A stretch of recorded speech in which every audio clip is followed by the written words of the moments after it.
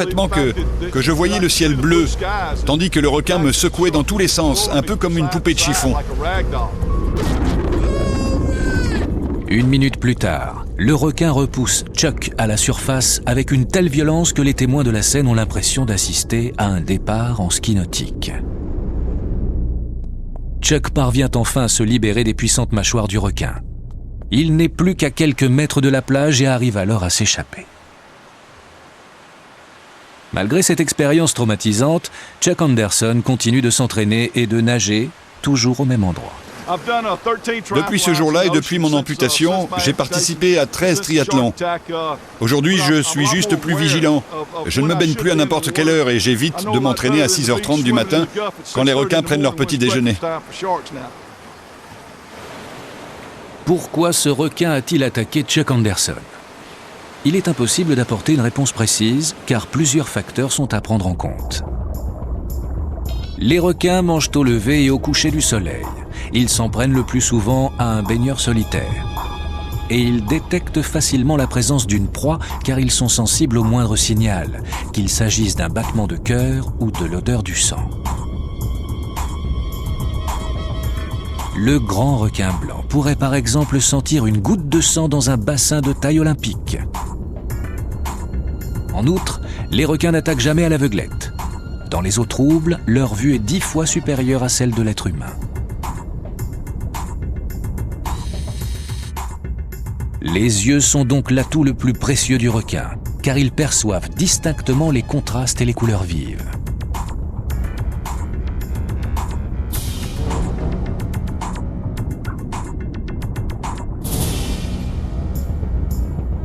Les requins ont donc l'essence et une dentition aiguisée, mais plus effrayants encore, ils sont pour la plupart parfaitement imprévisibles. Le grand requin blanc est le plus grand poisson prédateur de l'océan. Il peut atteindre jusqu'à 6 mètres de long, soit la taille d'un minibus.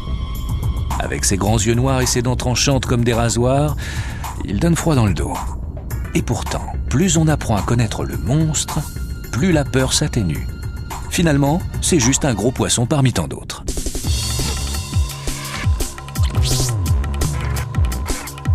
Gaines Bay, en Afrique du Sud. André Hartmann a été sacré champion d'Afrique du Sud de la pêche au harpon. Il connaît mieux que quiconque le caractère dangereux des grands requins blancs. Et pourtant, cela ne l'empêche pas de nager parmi eux.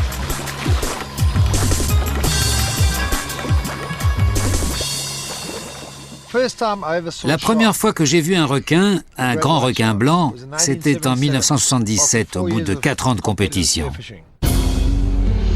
Pour André Hartmann, la rencontre sera terrible. La présence du pêcheur dans l'eau éveille les sens d'un grand requin blanc. Mais bien sûr, lorsque Hartmann aperçoit l'animal, il est déjà trop tard.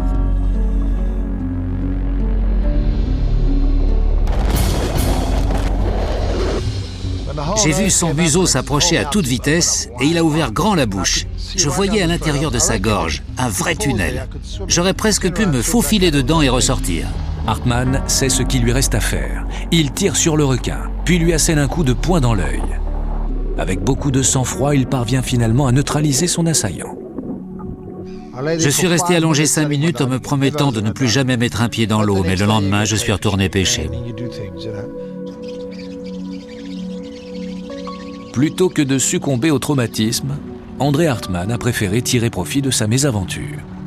Aujourd'hui, il organise des excursions touristiques dans la zone des requins.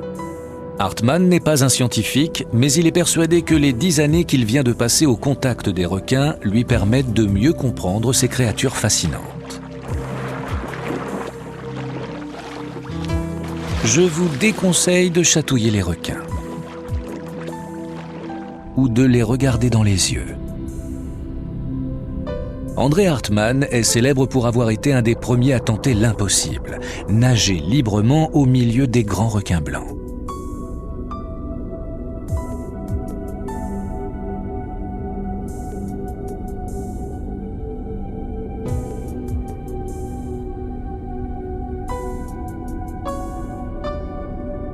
Il ne relève toutefois ce pari qu'à certaines conditions. Hartmann attire d'abord les requins près du bateau avec un sac rempli de foie de requin. Grâce à leur odorat ultra développé, les requins peuvent repérer toute proie située dans un rayon de plusieurs centaines de mètres. Selon Hartmann, les requins sont attirés par l'odeur de la chair et se précipitent pour dévorer ce qu'ils croient être le cadavre d'un autre requin. Peu importe donc qu'un baigneur se trouve dans l'eau. Ils l'ignorent purement et simplement, se figurant sans doute qu'il s'agit d'un autre prédateur. Mais à l'instar de l'homme, le requin est capricieux. Aussi Hartmann ne se jette-t-il à l'eau qu'en présence de requins en qui il a confiance. Il y a plusieurs types de requins, chacun d'eux a un caractère bien défini. Il y a celui qui va s'approcher du bateau et se contentera de nager en rond sans essayer de vous mordre. Et puis, il y a celui qui cherche la bagarre. Son corps est généralement couvert de cicatrices. Il attaque direct et saute sur tout ce qui bouge. Il commence par mordre le moteur du bateau, puis il se casse les dents, mais il revient toujours à la charge. Bien que le grand requin blanc soit celui qui attaque le plus souvent l'homme, il demeure difficile de l'apercevoir. Sauf peut-être à Mossel Bay, à la pointe de l'Afrique du Sud.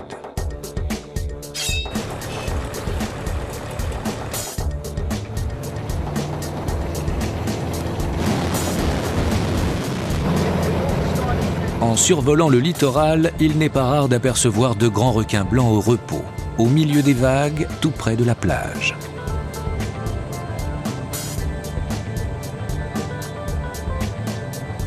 Écoutons le biologiste Ryan Johnson. Ces grands requins blancs ont élu domicile à proximité des plages les plus fréquentées du littoral. C'est insensé, mais en dépit du fait que les baigneurs empiètent sur leur territoire, on recense assez peu d'accidents.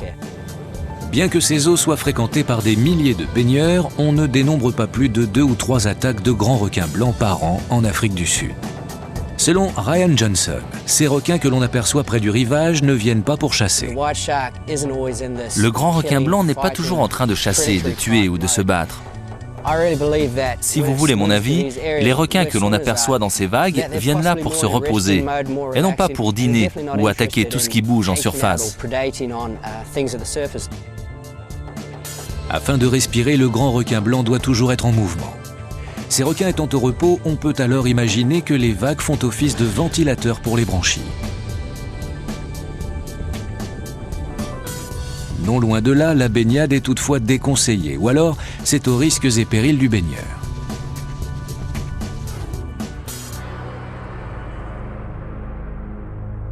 False Bay, en Afrique du Sud, est l'une des zones de baignade les plus dangereuses au monde.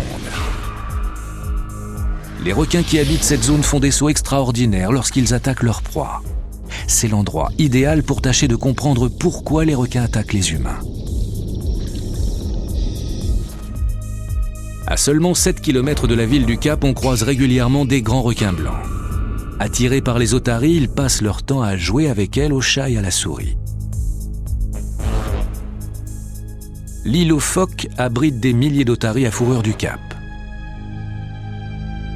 En hiver, les jeunes otaries qui s'aventurent par mégarde hors de leur territoire font généralement la joie des requins. Particulièrement friands de leur chair épaisse. Quand ils chassent, les requins fondent sur leur proie et terminent généralement leur course dans les airs. Dans l'eau, les otaries adultes font donc preuve d'une extrême vigilance. Elles doivent se tenir constamment sur leur garde et rejoindre aussi vite que possible leur territoire de chasse afin d'éviter le grand requin blanc. Si vous observez les otaries lorsqu'elles quittent leur île, vous verrez qu'elles plongent directement au fond de l'eau pour minimiser le danger. Ensuite, elles nagent en faisant des zigzags, sans doute pour étourdir les éventuels requins. Quoi qu'il arrive, elles se déplacent avec une étonnante rapidité.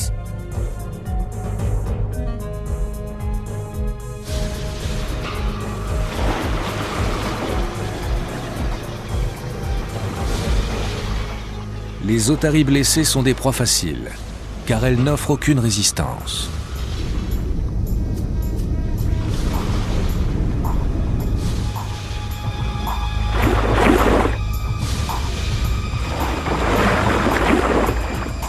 Contrairement à leurs cousins d'Australie et des Amériques, les requins africains bondissent hors de l'eau pour attaquer leur proie. Mais comment expliquer un comportement aussi étrange ? Selon certains scientifiques, ces requins passent le plus clair de leur temps tapis dans les eaux sombres de l'océan. Ils profitent de l'obscurité pour se fondre dans le paysage. Mais dès qu'ils aperçoivent une otarie, ils foncent sur elle avec une telle rapidité que leur course se termine dans les airs. La force de l'impact assomme l'otarie et le requin n'a plus qu'à se mettre à table.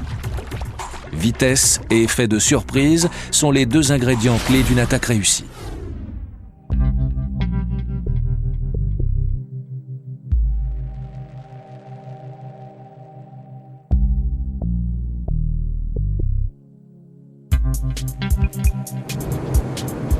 Afin de percer le secret et découvrir ce qui pousse les requins à attaquer les baigneurs, un groupe de scientifiques a décidé de filmer un de ces prédateurs sous l'eau et en surface. Ensemble, ils s'apprêtent donc à filmer le saut d'un grand requin blanc. À bord de leur bateau ultra rapide, ils doivent maintenant garder les yeux grands ouverts. Ils sont partis en mer avant le lever du soleil car les requins déjeunent de bonne heure. T'as vu quelque chose? T'en as vu un attaquer? Ryan Johnson est bien décidé à découvrir la vérité sur ses prédateurs. Il sait que là où il y a des mouettes, il y a des requins. Droit devant nous, on peut voir tout un tas de mouettes.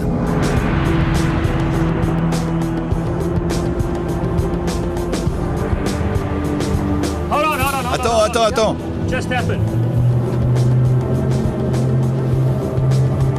Allez. J'aperçois des otaries.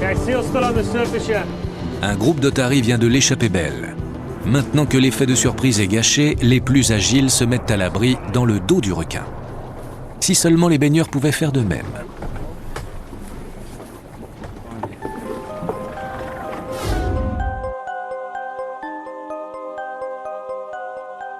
Il n'est pas évident d'observer une attaque depuis la surface, mais sous l'eau, que voit-on au juste ?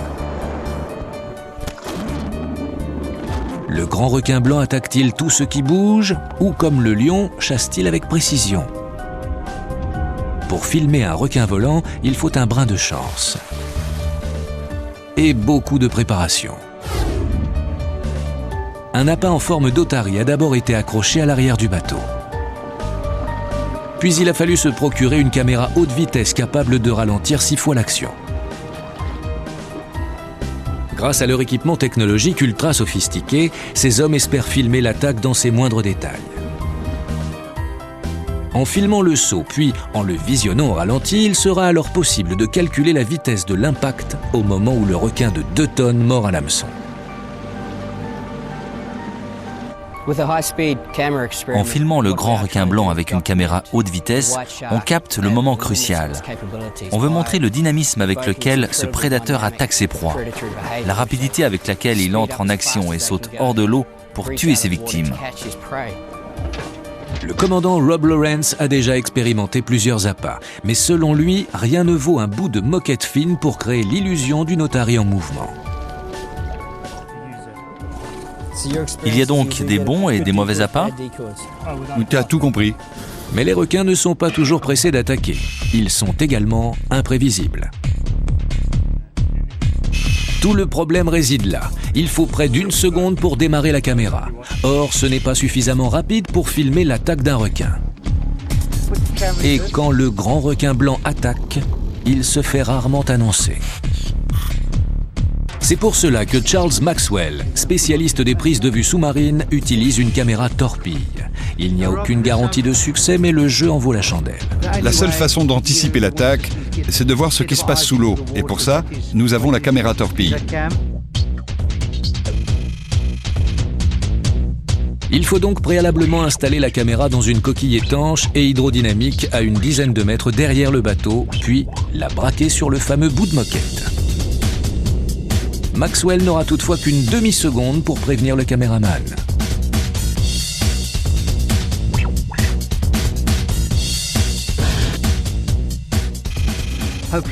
J'espère que je verrai le requin à temps afin de prévenir le caméraman suffisamment tôt pour qu'il lance la caméra. C'est bon?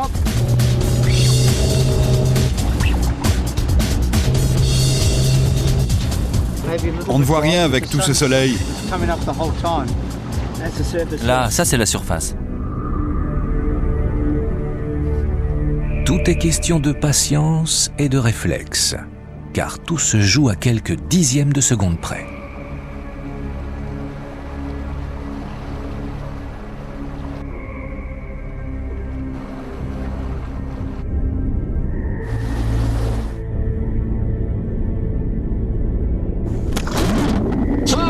Un requin!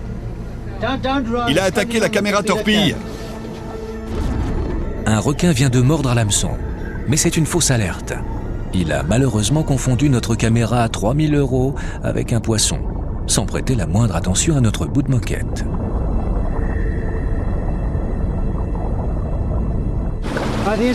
Le requin a foncé droit dessus. Le problème, c'est qu'il a cassé un des câbles. Regarde, il y a un bout de chair. Tu rigoles? Non, non, c'est bien de la chair. Bon, on va voir si on a plus de chance cette fois.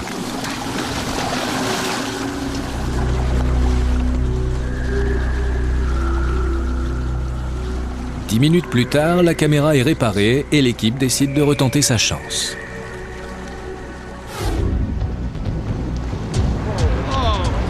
Ce n'était pas un saut spectaculaire, mais ça reste tout de même un saut. 2 minutes plus tard... Un requin! Magnifique! Sur ces images prises avec la caméra torpille, on voit le requin se précipiter sur l'appât. En repassant ces images au ralenti, on voit qu'il prend de l'accélération en balayant l'eau avec sa nageoire caudale. Au moment où il bondit hors de l'eau, la vitesse de ce requin est d'environ 30 km/h. C'est 2 fois plus que la vitesse maximale d'un requin-tigre.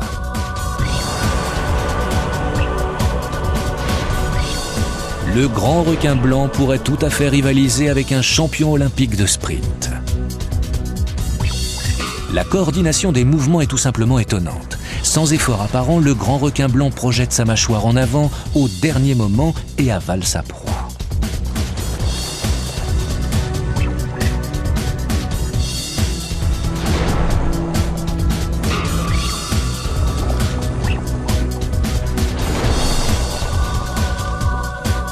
Au-delà de l'incroyable rapidité de ce requin, ces images montrent qu'après avoir mordu sa proie, il l'avale goulûment en quelques secondes seulement.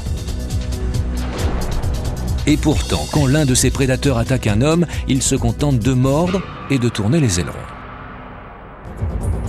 D'après les informations que l'on a pu recueillir jusqu'ici, le requin n'attaque pas l'homme pour le manger, mais tout simplement parce qu'il se trompe de cible. Ces attaques seraient donc le fruit du hasard et d'une trop grande curiosité. Il semble malheureusement impossible d'éviter les requins. Mon seul conseil serait de ne pas se baigner au lever et au coucher du soleil, de ne pas nager avec des tenues aux couleurs vives, de bien respecter ces règles de base et d'accepter l'idée que nous ne sommes jamais à l'abri du danger dès lors que nous pénétrons sur le territoire des requins.